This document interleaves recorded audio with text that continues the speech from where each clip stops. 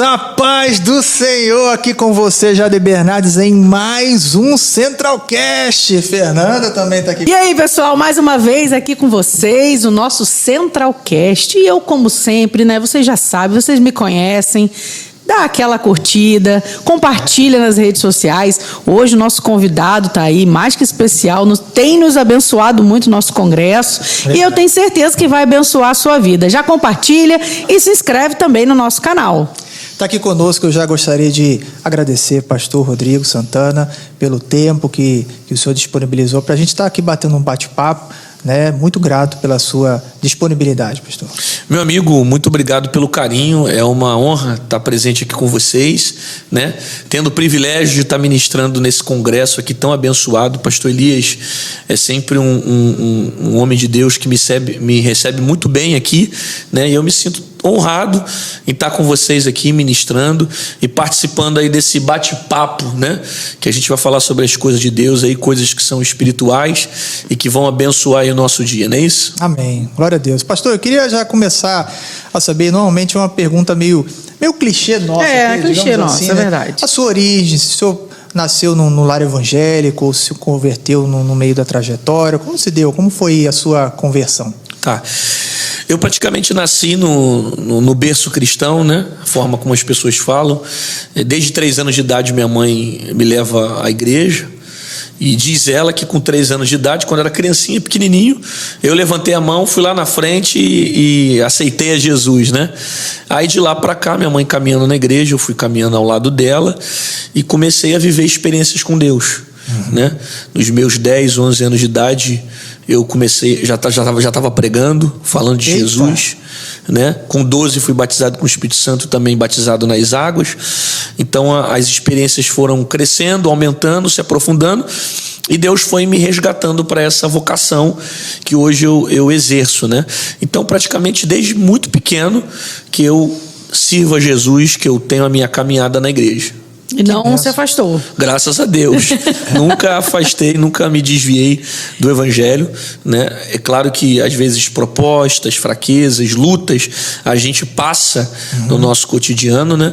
Mas a minha convicção de fé sempre foi Jesus e eu nunca abri mão. Glória a Deus. Amém, pastor. E esse ministério, ele é muito atrelado à palavra, à mensagem, e o senhor também canta, né? Então a gente vê assim, é um completo, né? Completo. É uma pessoa completa ali. Canta alto, né, Jade? Canta muito. Canta na tonalidade bem diferenciada. Pastor, explica pra gente como é que é. Eu estava até conversando com um amigo aqui. Às vezes dá certo, né? Às vezes dá certo, mas às vezes dá errado também. Quando dá errado, dá muito errado. Mas assim, eu acho que por conta... por tantas atividades que eu exerci na igreja, acaba que a gente acaba se envolvendo com muita coisa dentro da igreja, né? Cantar para mim foi eu apareci devido ao fato de estar se envolvendo com a igreja. Então eu já trabalhei em som, já toco instrumento, prego, já dirigi grupo de mocidade, já trabalhei em evangelismo, já limpei igreja, já fiz obra social, trabalhei com obra social na igreja. Então a gente vai fazendo de tudo um pouco e acaba que você vai descobrindo, né, os seus dons, os seus talentos. Então cantar assim é uma coisa que foi surgindo devido ao fato de eu estar me envolvendo com a obra, dirigindo muito culto, libertação. Aí quando você começa a dirigir trabalhos, às vezes tem uma necessidade de você puxar um hino ou outro, ministrar, fazer um apelo, né? Porque nem sempre, às vezes o Ministério de Louvor tem uma conexão muito boa, mas nem sempre, às vezes ele puxa o hino que vai ser de acordo com aquilo que você quer tratar, um apelo, uma mensagem final que você quer trazer. Então acaba que ajuda, né? E a gente vai entrando nesse movimento aí. E o senhor dirige uma igreja, né? O senhor é pastor de uma igreja local, mas também tem essa agenda bem cheia, vai para lá e vem para cá. Como assim, um segredo talvez assim de conseguir conciliar, né, tantos compromissos fora da igreja local e também os compromissos da igreja local? Como é que o senhor lida com isso? O segredo para mim é a obediência, né? O segredo para mim é a obediência, porque tem muitas coisas que se dependesse da minha vontade, talvez eu não estaria exercendo. Não que eu não tenha amor nem desejo de fazer, mas é porque eu entendo que o obedecer, ele tem que ser maior do que o sacrificar, né? Então tem muitas coisas que a gente faz por temor e obediência a Deus e vai se envolvendo.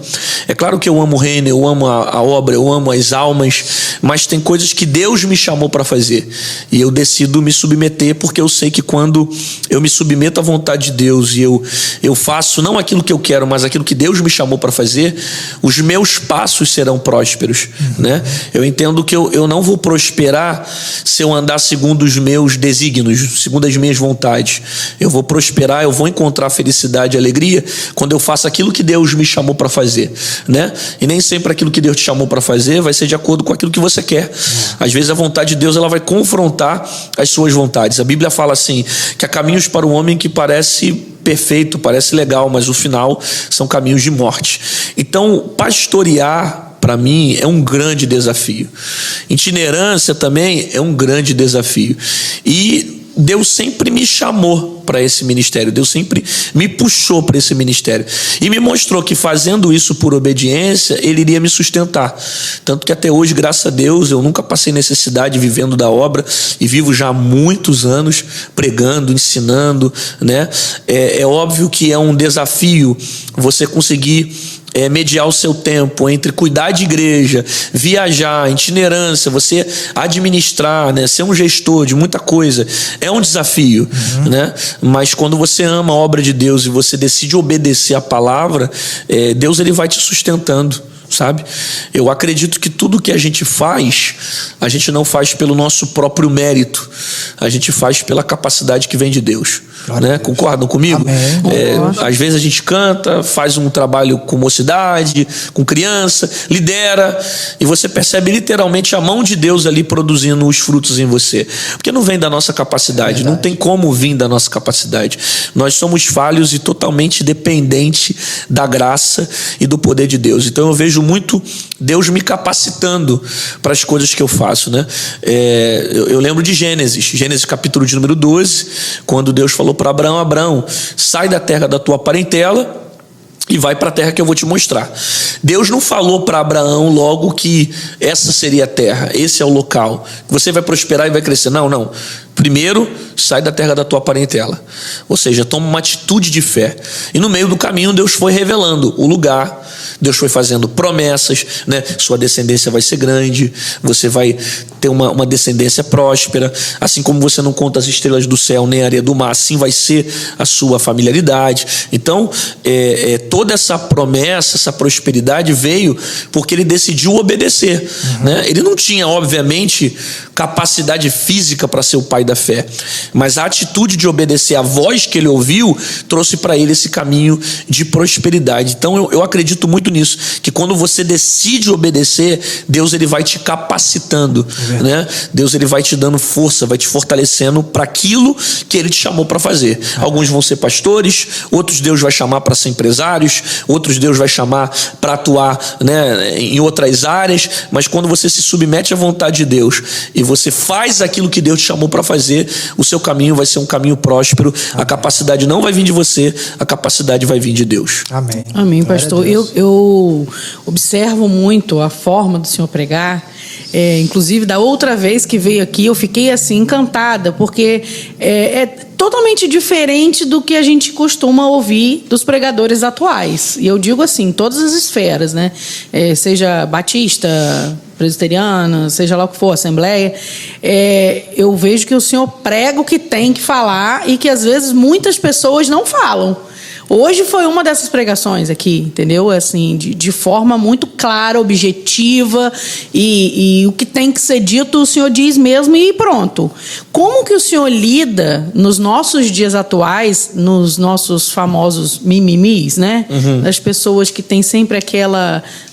mas está falando, isso aí dói. Como que o senhor lida com isso? Eu sei que, assim, uma das respostas eu acredito que é que o senhor fala o que Deus manda dizer. Mas, assim, como que o senhor lida com essa geração atual, com as mensagens que o senhor costuma pregar? Eu vou abrir algo particular que Deus falou comigo no ano de 2019 para você entender.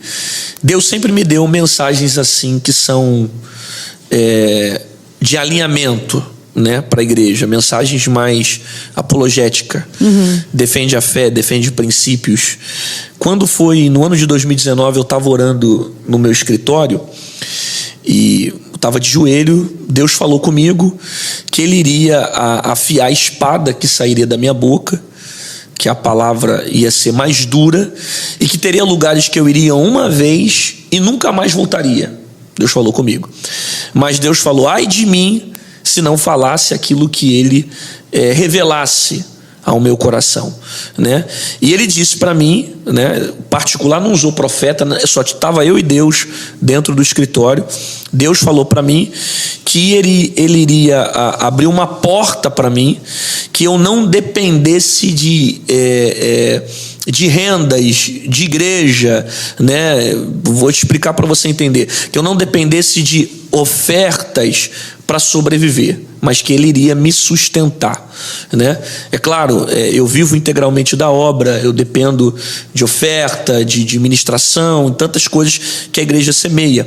Só que de lá para cá, Deus criou um outro mecanismo na minha vida, me dando outros tipos de renda, para mostrar para mim o seguinte: ó, pode falar a verdade, porque se essa porta fechar aqui, eu continuo te sustentando. Você não vai depender disso aqui, né? E isso surgiu em 2019, quando Deus falou que eu não ia ficar preso na mão de homens. Eu não sei se vocês conseguem entender mais ou menos essa palavra, que é uma palavra espiritual, porque tem igrejas, lideranças, pastores que não gostam de ouvir mensagens que confrontam o altar. Não é só confrontar o povo, mensagens que confrontam o altar. Eu tenho mensagens que Deus me dá para pregar para líderes, para pastores, né? E às vezes, por eles não gostarem, eles tentam assumir uma postura mais rígida, porque tem alguns que sentam no trono da igreja e se sentem o dono da igreja. Eu mando aqui, só falo o que eu quero ouvir, só falo aquilo que eu gosto. Passou um pouquinho, eu corto ele, né? Então, desde aquele tempo para cá, eu percebo Deus afiando essa espada e me sustentando, para mostrar o seguinte: se fulano fechar a porta para você, se as coisas não der certo lá, eu continuo te sustentando, que é verdade, né? A minha vida ela não depende da igreja tal, do pastor tal, do ministério tal. A minha vida depende do Senhor. É óbvio que Deus, Ele usa as sementes, as ofertas, as coisas que a gente recebe, né? Mas a minha vida depende exclusivamente de Deus. Então, de lá para cá, Deus sempre vem afiando essa espada e me levantando como um instrumento para isso, para alinhar, para confrontar, né? E cada vez mais colocando no meu entendimento essas convicções de fé, porque não se trata apenas de eu falar algo para querer chamar atenção, se trata de falar aquilo que eu creio. São convicções que eu creio, né? Eu digo que eu não consigo ler o Evangelho de Jesus, eu não consigo ler a Bíblia e não me sentir confrontado com aquilo que eu leio. Eu não sei, de repente eu não consigo enxergar o que o povo enxerga. Eu tenho uma outra ótica, porque toda vez que eu vejo a Bíblia, principalmente os Evangelhos de Jesus, eu vejo ali um confronto o tempo todo. Jesus passa 3 anos e meio confrontando os discípulos. Os discípulos são confrontados a todo tempo. É óbvio que Jesus mostra ali o seu amor, a sua misericórdia, trazendo eles para perto, mas Jesus a todo tempo confronta. Tanto que você vai ver nos evangelhos de Jesus falando muito sobre o inferno. Jesus fala muito sobre o inferno, com a intenção de mostrar para as pessoas que seguem Ele que esse caminho para lá é real, e que a verdade do evangelho precisa gerar transformação.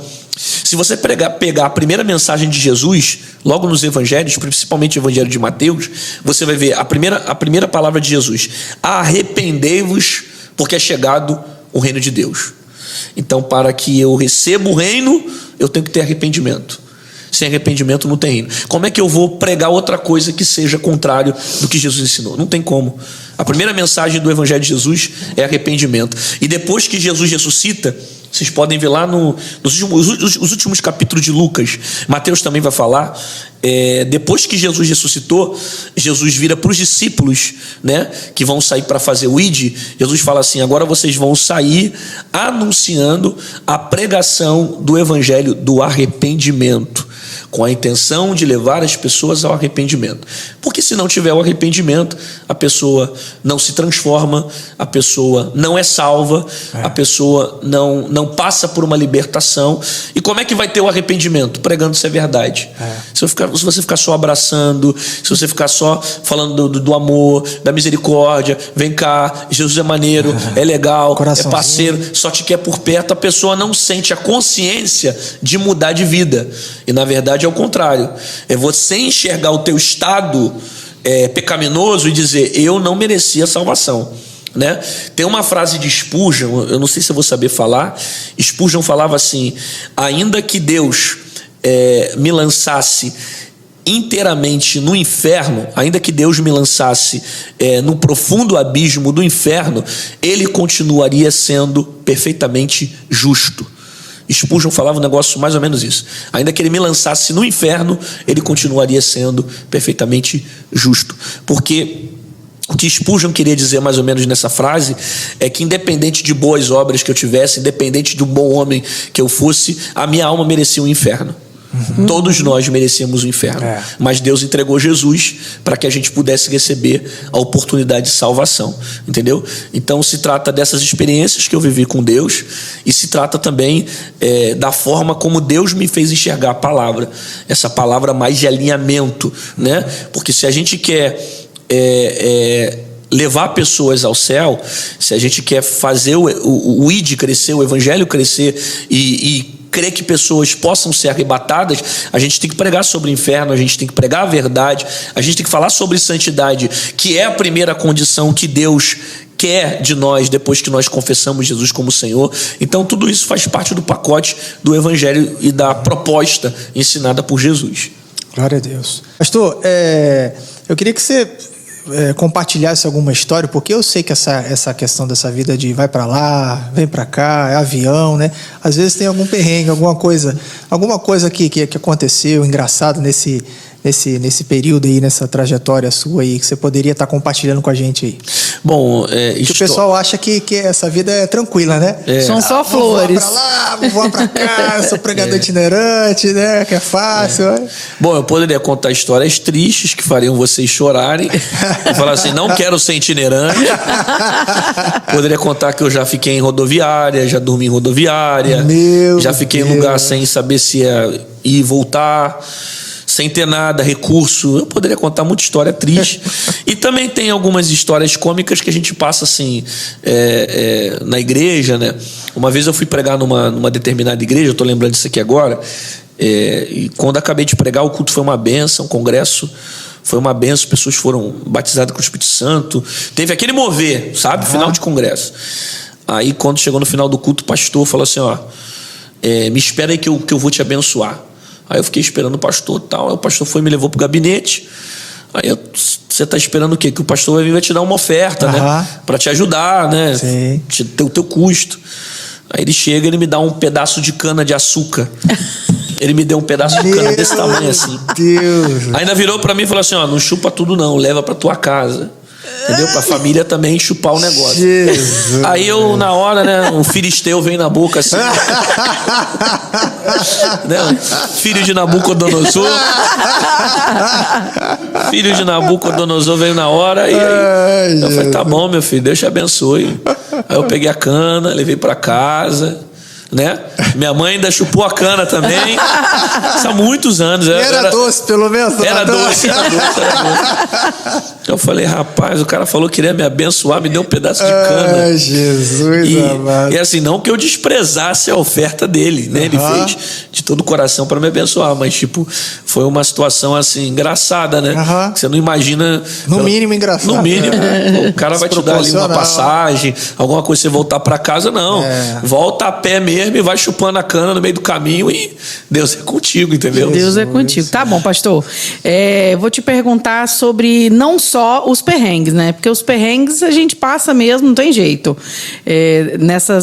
São quantos anos já nessa itinerância? Na itinerância, tem aí mais de 20 anos. Então tem muita história para contar, história, né? Mas eu queria que o senhor contasse assim, o senhor deve ter visto muita coisa, milagres, né, acontecerem, mas eu queria que o senhor contasse alguma experiência forte que o senhor teve com Deus em um desses lugares, ou até mesmo na sua própria igreja, né? Tá. Assim, experiências, eu tenho muitas experiências. Muitas. Eu acho até que é só você pensar, para um menino começar a pregar desde 11 anos de idade, entregar a sua vida integralmente para Deus e nunca parar de fazer o que está fazendo, você não pode... Não é uma coisa que alguém coloca na tua cabeça, vai lá pregar o evangelho e volta. Então, são experiências verdadeiras, assim, genuínas, que eu vivi desde muito cedo, né? E que isso determinaram as minhas convicções. Até quando eu fiz teologia, eu fiz faculdade de teologia, eu fiz pós-graduação em cultura de Israel, história judaica, eu sempre falava para os professores de qualquer coisa que eu ouvisse, porque a teologia confronta muito o que a gente aprende, né? Fica o tempo todo batendo de frente. E eu sempre falava, tudo que eu estou ouvindo aqui, nada disso muda as minhas convicções. Porque o que eu vivi com Deus foi muito além do que a gente aprende na teoria. Quando você vive algo real, não tem nada que pode separar você da fé. É o que Pedro fala. O que pode me separar do amor de Jesus? Nada pode me separar, né? Então, essas experiências, elas são necessárias da gente viver com o evangelho, para que você não tenha uma fé superficial, somente vindo na igreja, assistindo um culto e voltando para casa. Não, você tem que viver o evangelho dentro da sua casa. Você tem que ver o poder de Deus no meio da sua família, né? Você tem que ver a transformação dos seus parentes. Você tem que ter testemunhos de respostas de orações, né? Eu posso contar para você várias aqui. Uma vez eu estava sem ter um tostão dentro de casa, era jovem ainda, adolescente, né? Sem ter um tostão dentro de casa, Deus falou assim, ó, levanta e vai para o ponto de ônibus, que eu vou te levar a um lugar para pregar. Eu falo assim, pô, Deus, ponto de ônibus para pregar? O senhor vai me levar? Eu não tenho um centavo, como é que eu vou pegar ônibus, tal, essas coisas? Deus falou, vai. Aí eu fui. Quando eu cheguei lá no ponto de ônibus, fiquei lá parado, esperando, arrumado, né? Na época eu usava aquelas maletinhas, aquele suspensório de Marco Feliciano, né? Aí eu estava lá esperando na esquina, entendendo o que Deus queria. E eu falei, Senhor, não tenho dinheiro para pregar, como é que eu vou sair? Não consigo nem pegar um ônibus aqui. E o lugar que Deus estava me orientando era distante. Aí Deus falou, espera. Aí daqui a pouco veio um vento soprando uma caixa na esquina, tinha uma caixa rolando com o vento, eu tirei a caixa, aí tinha mais ou menos ali uns R$10, que era o valor da passagem na época, né? Há muitos anos atrás. Eu peguei o dinheiro, fui na igreja, deu para ir e deu para voltar. E naquele dia ali Deus salvou pessoas, Deus libertou pessoas, e eu fico vendo, são experiências únicas. Não tinha um tostão, Deus mandou ir, providenciou o dinheiro, né? Eu tenho outros testemunhos também. Uma vez eu parei no hospital desmaiado com apendicite e foi necessário fazer uma cirurgia rápida, tinha que fazer uma cirurgia de forma urgente, porque os senhores conhecem e sabem que quando o apêndice está inflamado, a probabilidade de uma morte, né, é muito grande. Aí me colocaram num quarto separado, tal. Minha mãe estava no outro quarto, né, ainda era garoto também. Eu fiquei naquele hospital para fazer ali aquela cirurgia de forma obrigatória. Quando foi de madrugada, eu tive uma visão de um anjo entrando na janela, abrindo a altura do meu estômago aqui. Na época eu nem sabia dizer o que era apêndice, era muito novo ainda. Ele fez um corte, mostrou para mim como se fosse um saquinho pequenininho, né? E saiu pela janela. Aí eu acordei minha mãe e falei, mãe, o anjo vem aqui, me tocou, eu fui curado e tal, me tocou, eu fui curado. Aí minha mãe também glorificou o Senhor, né? Minha mãe também sempre muito fervorosa. Quando foi de manhã, o cirurgião veio me operar, colocou a mão sobre o meu corpo, né, para identificar se a apêndice estava inflamada, e falou, você é paciente de apendicite? Não, você não é paciente não. Aí começou a apertou, falou, não estou achando, manda trazer o exame do garoto. Aí eu tinha feito um exame assim que eu cheguei. Quando eu cheguei, deu apendicite. Quando foi de madrugada, eu fiz outros exames para saber como é que estava o meu estado. E eu fiquei com 2 exames. Um exame quando eu cheguei e o exame da madrugada após o fato do anjo ter me visitado. E o exame da madrugada não constava nada, que eu não tinha nem apêndice.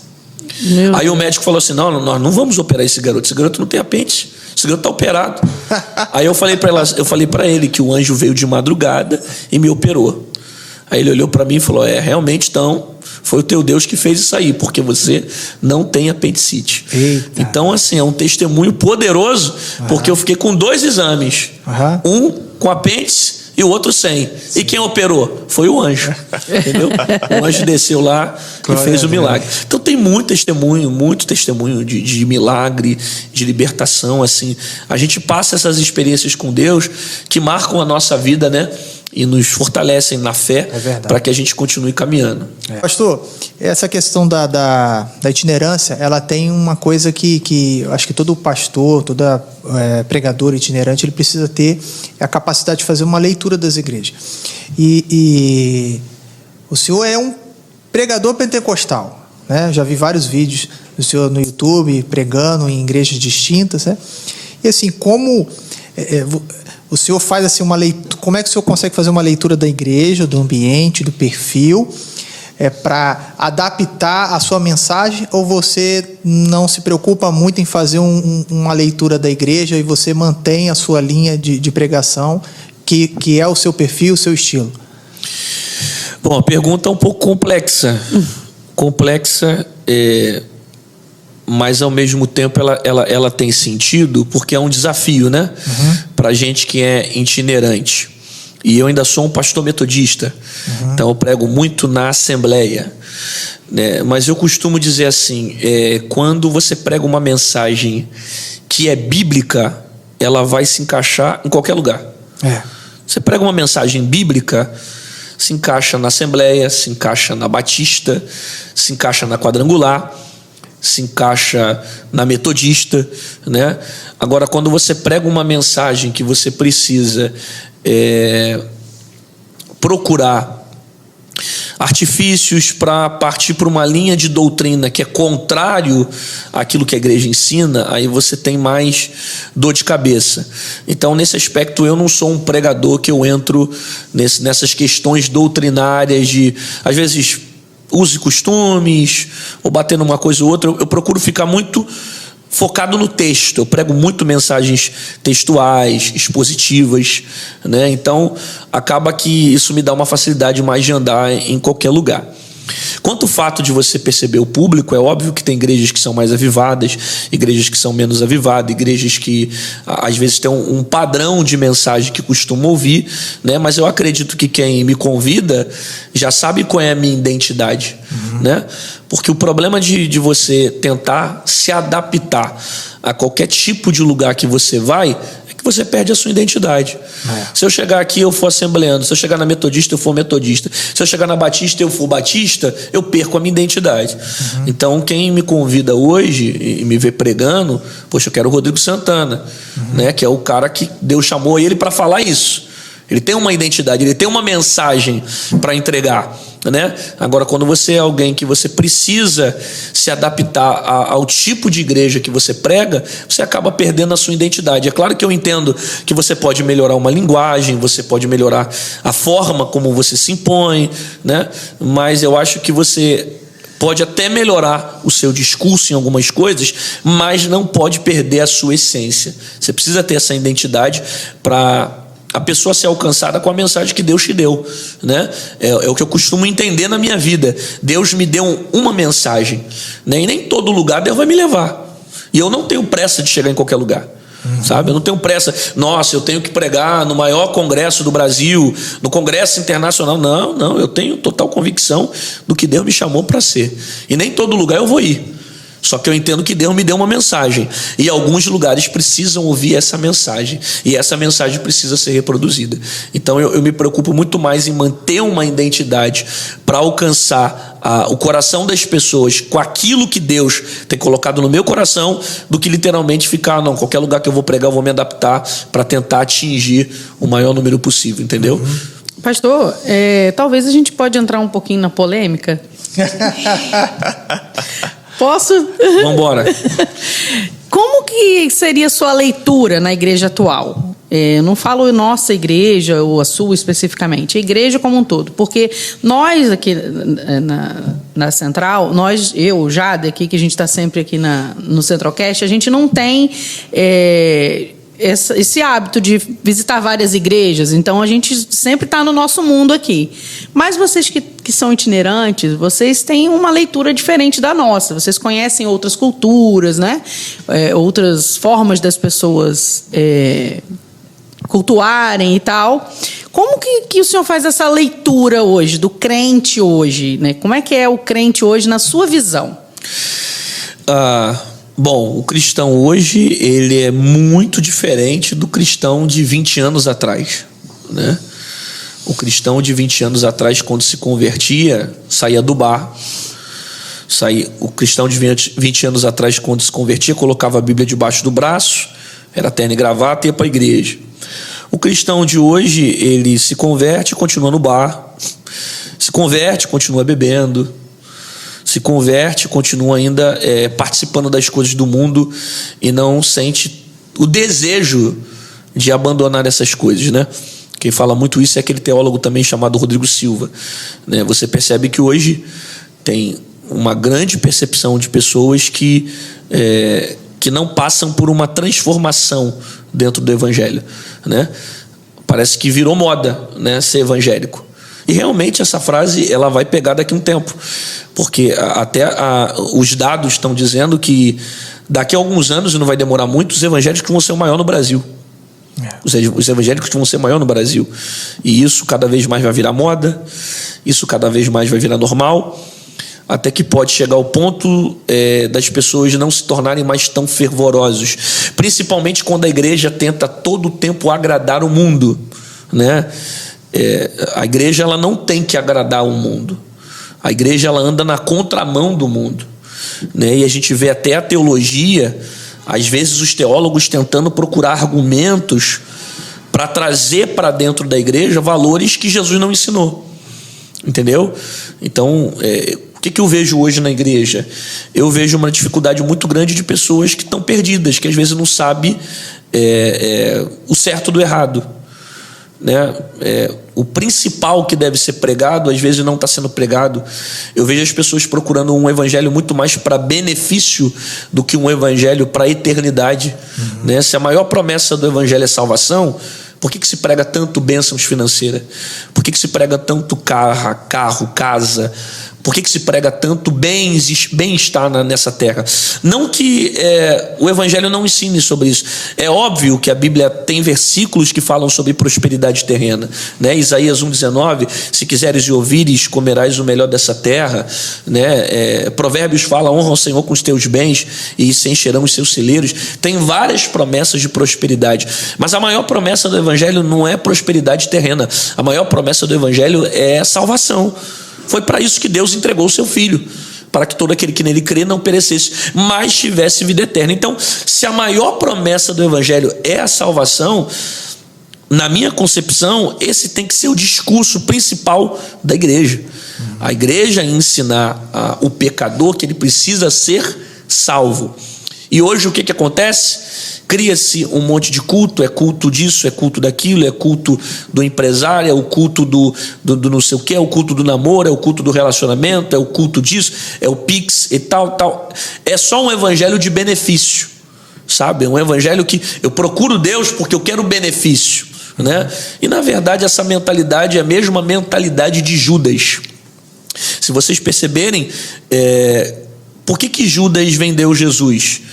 Porque para Judas valia muito mais as 30 moedas de prata do que o relacionamento com Jesus. Então às vezes a gente fala mal de Judas, mas a gente cai no mesmo pecado, né? Porque às vezes a gente vende Jesus por causa de um prato, às vezes a gente vende Jesus por causa de uma porta de emprego, né? Às vezes a gente vende Jesus por causa de uma promoção, né? Judas se esforçou para vender Jesus, mas ele não se esforçou para renunciar ao pecado e andar com Jesus. Como tem gente que às vezes se esforça para trabalhar, vou lá, vou fazer 48 horas, não sei quantas horas de Uber para ganhar tantos por mês. Vou lá, vou fazer curso para isso, aquilo, estudar, tá, aumentar dinheiro. Nada contra você estudar, estude, trabalha, cresça. Eu não tenho nada contra isso. Só que eu acho o seguinte, que quando Jesus é o primeiro lugar na sua vida, se cumpre Mateus capítulo 6, versículo 33. As demais coisas são acrescentadas, sabe? E o problema é que as pessoas procuram Jesus pelo benefício. E às vezes se esforçam por um bem material, mas não se esforçam para caminhar com Jesus. Se esforça para trabalhar não sei quanto tempo, para fazer o curso, para ganhar mais dinheiro, mas não se esforça para chegar cedo para ouvir a palavra. Não se esforça para tirar um tempo de oração, não se esforça para ter um tempo de propósito, de jejum, de oração com o Senhor, né? Então é uma geração que continua com a mesma mentalidade de Judas. Eu quero andar com Jesus porque eu quero benefício. Eu vou para a igreja porque eu quero namoro, eu quero relacionamento, eu quero melhorar de vida, no aspecto para ele, e não no sentido de eu procuro Jesus porque a principal promessa do evangelho é a salvação. Então eu quero eternidade. Eu procuro Jesus porque eu sei que se eu não andar com Jesus eu não vou ser salvo, sabe? Não é um benefício material, é algo espiritual, que é a maior promessa do evangelho, é a salvação, sabe? Então é a forma como eu percebo muitas igrejas hoje. É uma igreja que procura saber mais da experiência dos outros dentro da igreja, né?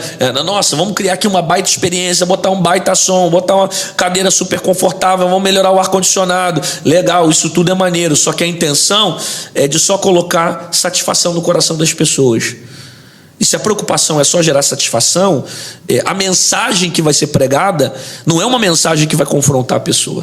Não é uma mensagem que vai fazer ela, peraí, eu preciso mudar, né? Luiz Hermínio fala muito isso, que o culto não é bom quando você sai feliz. O culto é bom quando você sai triste. Quando você sai chateado, pensando, poxa, eu preciso mudar. Eu tenho que ser mais crente. Eu tenho que transformar minhas atitudes, meu comportamento, sabe? Eu preciso passar por uma mudança de mentalidade. Então a verdade é que às vezes a gente julga Judas, mas acaba andando na mesma mentalidade. É uma igreja hoje que procura muito os seus benefícios, né? Vamos crescer na política, vamos crescer naquilo que seja para a nossa denominação, para a nossa visão. Não tem mais esse papo de reino, é pelo evangelho. É por amor ao evangelho, né? Tem lugares que eu já preguei aqui nesse Brasil de ter 3 igrejas de denominação diferente, e às vezes quem é membro da igreja tal não pode visitar outra, sabe? O coração fechado. Coloca em disciplina se você visitar outra igreja, sabe? Não tem essa visão de reino, vamos se unir para fazer um projeto social, fazer um trabalho de missões. Não. É cada um por si, porque a gente quer aumentar aqui o nosso espaço, sabe? Então eu acho que se a visão realmente fosse um reino, fosse a todos lutarem pelo mesmo propósito, as coisas seriam muito diferentes, né? Para fechar essa minha palavra pela pergunta que você fez, a gente mora no Rio de Janeiro. O Rio de Janeiro é um dos estados que tem o maior número de cristãos no Brasil. Não é o maior, mas é dos maiores que tem o maior número de cristãos no Brasil. Bom, se o evangelho está sendo pregado aqui, qual é a proposta do evangelho? Transformação da vida das pessoas, salvação para elas. Se o maior número de cristãos existe dentro do Rio de Janeiro, nós deveríamos ser um estado que tem menos corrupção, né? Menos violência. E a gente vê o contrário. Você vê o estado que tem mais corrupção, você vê o estado que tem um alto índice de violência, promiscuidade, imoralidade, né? Daqui a pouco chega a época do carnaval aí, e a gente vê como tem gente de fora para participar dessa prostituição que existe dentro do nosso estado, entende? Então, como é que pode ter tanto cristão assim e as pessoas não estão sendo transformadas? Aí é o que eu sempre falo, que o problema não está no evangelho, porque o evangelho continua mudando as pessoas. Isso. O problema está na forma como está sendo pregado esse evangelho, né? John Piper fala assim: se a mensagem que você tem ouvido é a mensagem de Jesus e essa mensagem não está mudando a sua vida, é porque a mensagem que você ouve não é de Jesus. Porque a mensagem de Jesus, ela precisa mudar a sua vida de dentro para fora. Então o problema não está no evangelho, mas na maneira como está sendo compartilhada essa mensagem. Entende? Então é a forma como eu enxergo hoje grande parte das igrejas. Glória a Deus. A gente já está caminhando para o final, mas, pastor, a gente percebe que o senhor é uma pessoa de leitura, que gosta de ler, Queria saber se você tem algum livro de cabeceira, aquele livro que é um queridinho, né? Não estou falando da Bíblia, estou falando de algum livro, alguma indicação que você poderia estar compartilhando aí com a gente aí. Tá, assim, eu já li alguns livros que mudaram assim o meu coração, aumentaram a minha fé e me ajudaram muito a caminhar, né? O livro ele é muito bom porque ele vai ampliar a sua visão diante da leitura que você entende da palavra. Mas o melhor livro para ler é a Bíblia, cara. Eu sei que você concorda comigo, já é uma pergunta que já tem a resposta, mas a Bíblia, assim, ela é fantástica. Ela é fantástica porque constantemente eu recebo essa pergunta. O povo fala assim: pô, que livro você está lendo? Bíblia. Qual livro você mais gosta? Bíblia. Qual livro que mudou sua vida? Bíblia. E quando você vai se aprofundando, a Bíblia ela é tão fenomenal que você pode ler ela 50 vezes. Quando você lê a 51, ela vai ser diferente. Você vai pegar uma coisa ali que não existe, você vai aprender.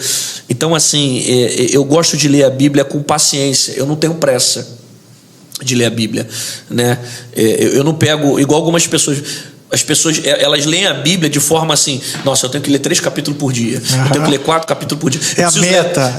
Eu preciso bater minha meta. É uma meta. E o problema de ler a Bíblia assim é que você não aprende, pastor. Você não aprende porque já teve vezes de eu construir mensagens e ficar semanas e semanas só meditando em um versículo. Poxa, Jesus chorou. Por que Jesus chorou? Jesus chorou. Chorou mesmo? Mas ele não é Deus? Então por que ele chora? Ele não é homem. Parece meio doido, né? A gente ficar se questionando assim, né? Mas é você questionar um texto para você melhorar a sua interpretação de entendimento do que está acontecendo. E obter as respostas dele também, né? E obter as respostas, né? Então, a Bíblia é um livro fantástico porque ela vai se revelando. E quanto mais você se aprofunda, mais coisas você vai entendendo, né? Mais coisas você vai sentindo, vai te dando mais prazer de você ler, de você querer se aprofundar naquela escritura, né? É só você pegar os evangelhos, você vê que todos eles foram escritos com personagens diferentes que falam a mesma coisa.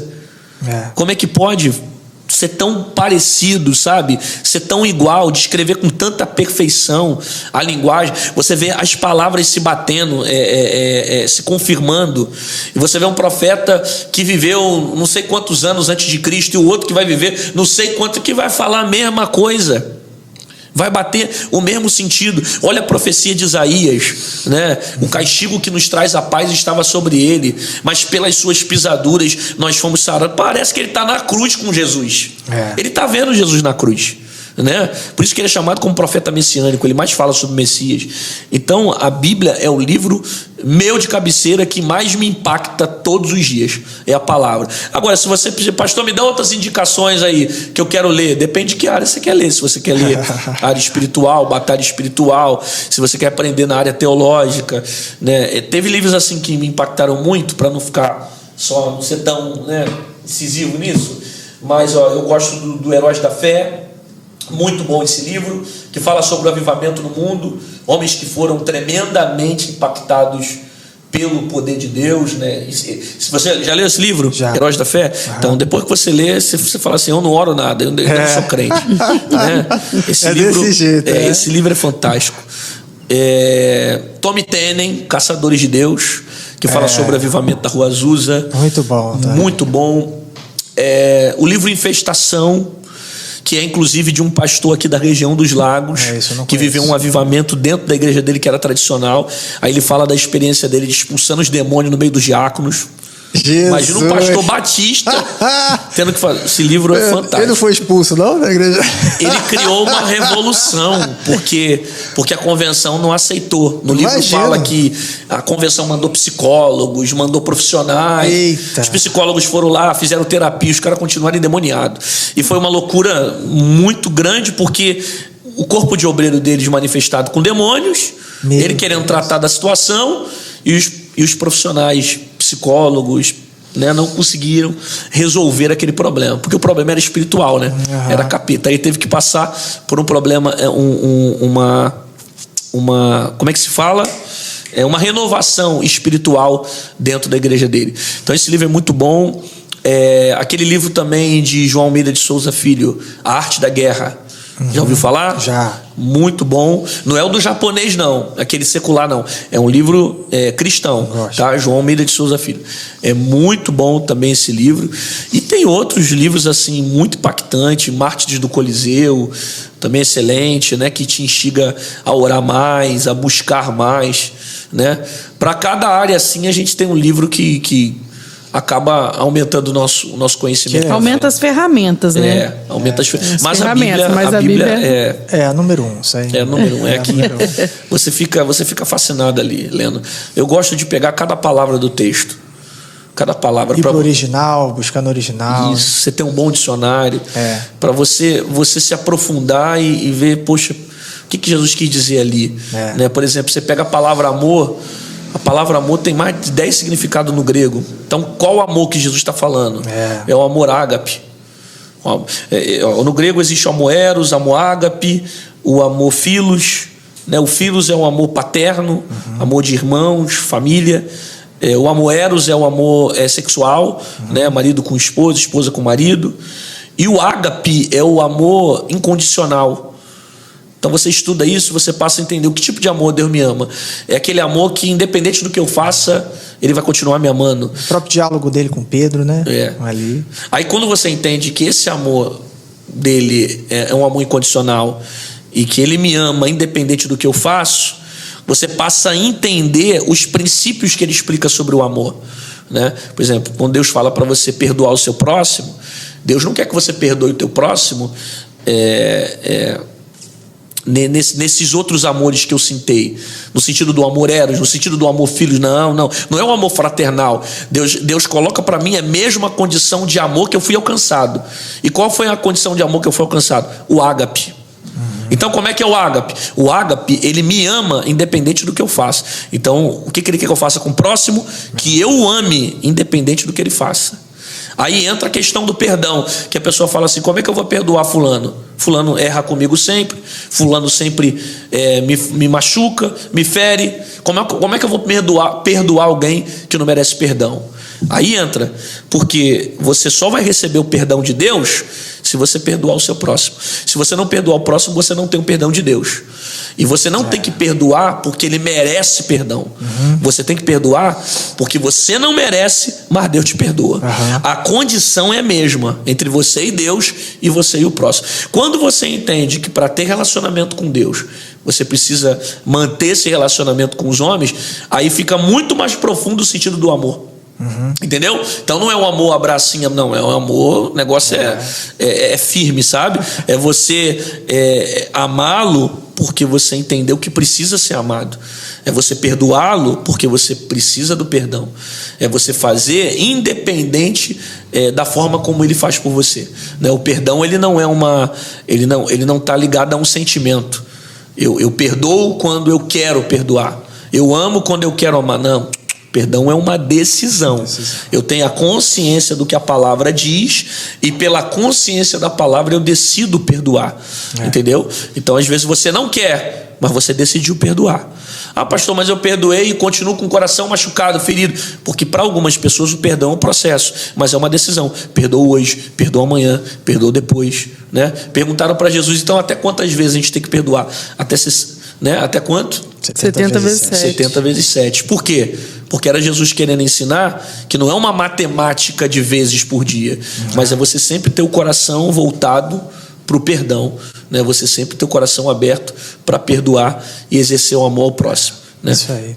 Gente, muito obrigado você que chegou até o final desse vídeo aqui, e a gente pede mais uma vez, curta esse conteúdo, compartilhe, deixe seu comentário, sua pergunta aí. Eu quero agradecer Fernando, quero agradecer ao pastor pelo esse tempo mais uma vez. Muito obrigado, pastor, que Deus continue abençoando a sua vida, a sua família, o seu ministério.